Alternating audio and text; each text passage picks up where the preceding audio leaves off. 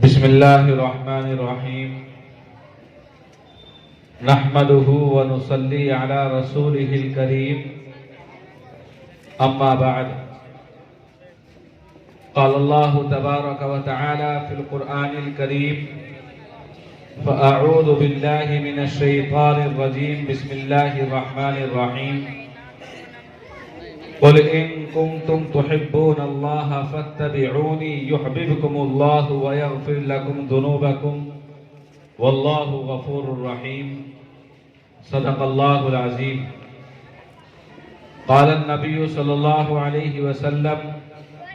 لا يؤمن أحدكم حتى أكون أحب إليه من والده وولده والناس أجمعين أو كما قال عليه الصلاة والسلام بصد خلوص و محبت ہم سلام کرتے ہیں بصد خلوص و محبت ہم سلام کرتے ہیں ہر اہل فضل کا ہم احترام کرتے ہیں اور عظمت و اصلاح کی محفل سجی ہے دوستو عظمت و اصلاح کی محفل سجی ہے دوستو اس میں شرکت مبارک اور سعادت ہے دوستو حاضرین بزم کو با ادب میرا پیام السلام السلام السلام السلام معزز حاضرین اعظام اور اسٹیج پر تشریف فرما علماء کرام اور گڑھی بستی کے غیور مسلمانوں الحمدللہ ہمارے لیے بڑی خوشی کا سامع ہے کہ اللہ تبارک و تعالی نے ہماری زندگی میں پھر سے وہ موقع عطا فرمایا کہ جس موقع کو گزشتہ سال ہم سنتے ہوئے پیاسے اور تڑپتے ہوئے رہ گئے تھے اور علماء کی باتوں سے ہم سرفراز ہوئے تھے لیکن ہماری پیاس نہ بجھی تھی الحمدللہ آج آپ کے سامنے مدرسہ اشراق الاسلام گڑھی کا سالانہ عظیم الشان اجلاس عام منعقد ہونے جا رہا ہے کہ جو جناب حضرت قاری محمد انیس صاحب کے زیر اہتمام ہونے جا رہا ہے اور انتظامی امور ارباب مدرسہ بالخصوص میرے برادر حضرت مفتی محمد شعیب صاحب دامت برکاتہم کے ہاتھوں میں ہیں الحمدللہ ان کی کاوشیں اور جد و جہد رہی اور ان کی دوڑ دھوپ رہی کہ پھر سے آج ہماری اس بستی میں ہمارے اس مدرسے میں ان علماء اور صلحاء کا ورود مسعود ہونے جا رہا ہے کہ جن کے بارے میں اللہ کے قرآن میں یوں آیا ہے انما یخشی اللہ من عبادہ العلماء اور جن کے بارے میں اللہ کے پیغمبر حضرت محمد مصطفیٰ صلی اللہ علیہ وسلم کی زبان مبارک سے یوں الفاظ نقل ہوئے کہ العلماء ورثۃ الانبیاء کہ علماء انبیاء کے وارث ہیں اور جن کے بارے میں نبی نے فرمایا کہ نوم العلماء عبادت کہ علماء کا سونا بھی عبادت ہے اور جن کے بارے میں اللہ کے نبی نے یوں بھی فرمایا النظر الى العالم عبادت کہ عالم کی طرف محبت بھری نگاہ سے دیکھنا عبادت ہے میرے بھائیوں یہ محفل وہ محفل ہے کہ جس میں آپ کو علماء کا دیدار نصیب ہوگا اور علماء کی زبانی وہ باتیں آپ کے کانوں میں آپ کے دلوں میں ڈالی جائیں گی کہ جو اللہ کی محبت پر ابھارتی ہوں گی اللہ کی نبی کی محبت پر ابھارتی ہوں گی اور میرے بھائیوں ہمارا مقصد دنیا میں آنے کا یہی ہے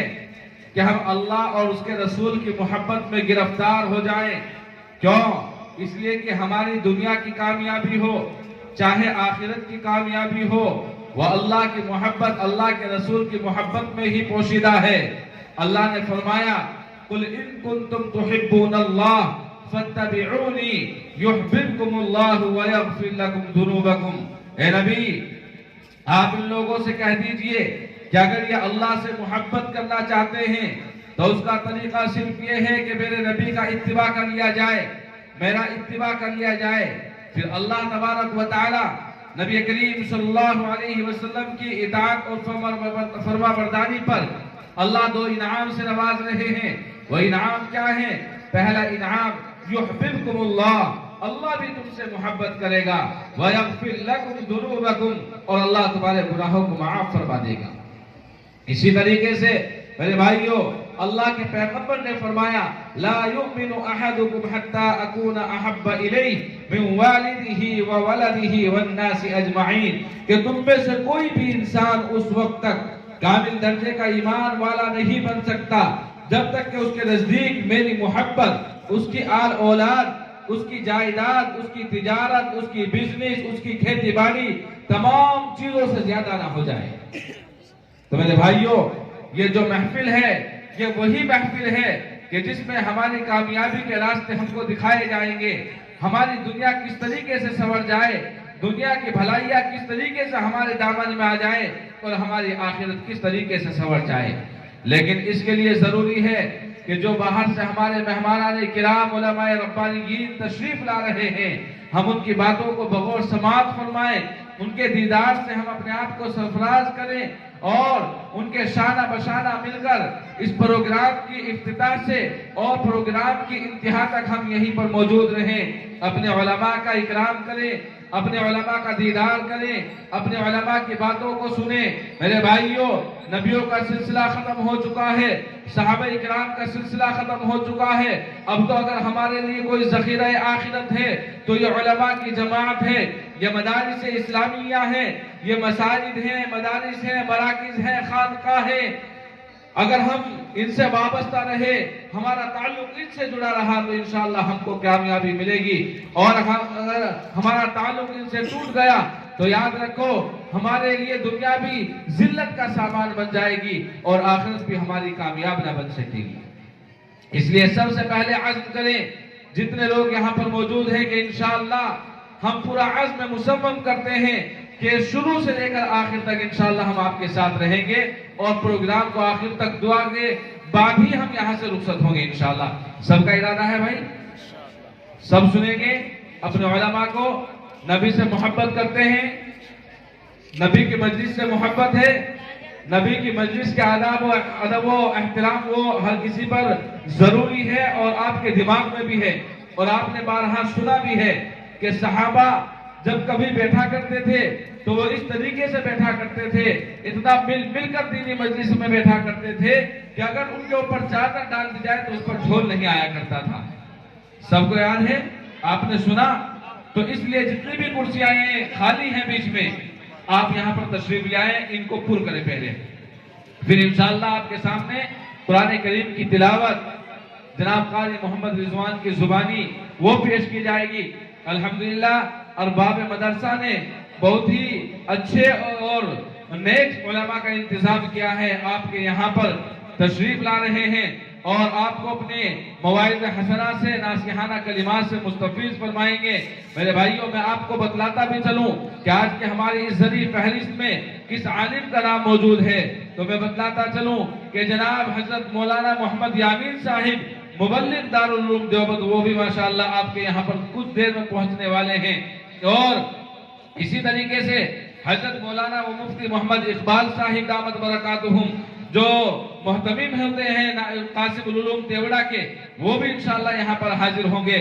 اور اسی طریقے سے مولانا سعید السما صاحب دامت برکاتہم محتمم مدرسہ بحر العلوم کشن پور، وہ بھی آئیں گے، اور ماشاءاللہ بہت سارے علماء یہاں پر آ چکے ہیں جن کے نام نامی اسم گرامی یوں ہیں کہ جناب حضرت قاری محمد رضوان صاحب دامت برکاتہم نائب محتمم مدرسہ تعلیم الاسلام کاٹکا، وہ ماشاءاللہ آپ کے اس جلسے کی زینت بن رہے ہیں اور آپ کے اس اسٹیج پر موجود ہیں۔ اسی طریقے سے شاعر اسلام، بہت اچھی آواز کے مالک جناب حضرت مولانا و قاری محمد فیروز انور صاحب دامت برکاتہم، جو محتمم مدرسہ اسلامیہ زرغامیہ کوال ہوتے ہیں وہ بھی ماشاءاللہ آپ کے یہاں پر موجود ہیں۔ تو میرے بھائیوں، ان کے علاوہ اور دیگر علماء کرام ہیں جو آج آپ کے اس جلسے کو زینت بخشیں گے۔ اس لیے ضروری ہے کہ وہ ہمارے سامنے جلوہ افروز ہوں۔ ان کے جلوہ افروز ہونے سے پہلے ہم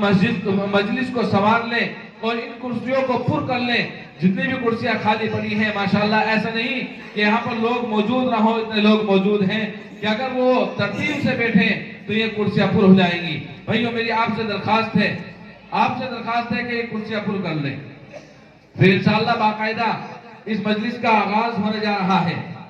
جو ادھر ادھر منتشر ہیں اور کھانے سے فارغ ہو چکے ہیں، ان سے درخواست ہے کہ وہ مجلس کو سنواریں اور مجلس کا ادب و احترام ہر وقت اپنے ذہن میں ملحوظ رکھیں۔ میرے بھائیوں، یہ مجلس وہ مجلس ہے کہ جس میں اللہ کی مغفرت کا نزول ہوتا ہے، اور اللہ نے ایسی مجلس پر مغفرت کا وعدہ فرمایا ہے۔ یہ دینی مجلس ہے، اور دینی مجلس چاہے کتنی بھی چھوٹی سے چھوٹی کیوں نہ ہو، یہاں تک آتا ہے کہ ایک سننے والا اور ایک کہنے والا موجود ہو، اللہ کے اس پر مغفرت کے وعدے ہیں۔ اور دنیاوی مجلس چاہے ساری دنیا اس میں موجود ہو، اس میں اللہ اور اس کے رسول کا ذکر نہ ہو، اللہ کی طرف سے کوئی مغفرت کا اعلان نہیں ہے، بلکہ یہ مجلس آخرت میں خسارے اور نقصان کا سبب بننے والی مجلس ہوگی۔ تو میرے بھائیوں، یہ مجلس وہ مجلس ہے، اللہ کے نام گنگنایا جائے گا، اللہ کا قرآن گنگنایا جائے گا۔ چلیے بہرحال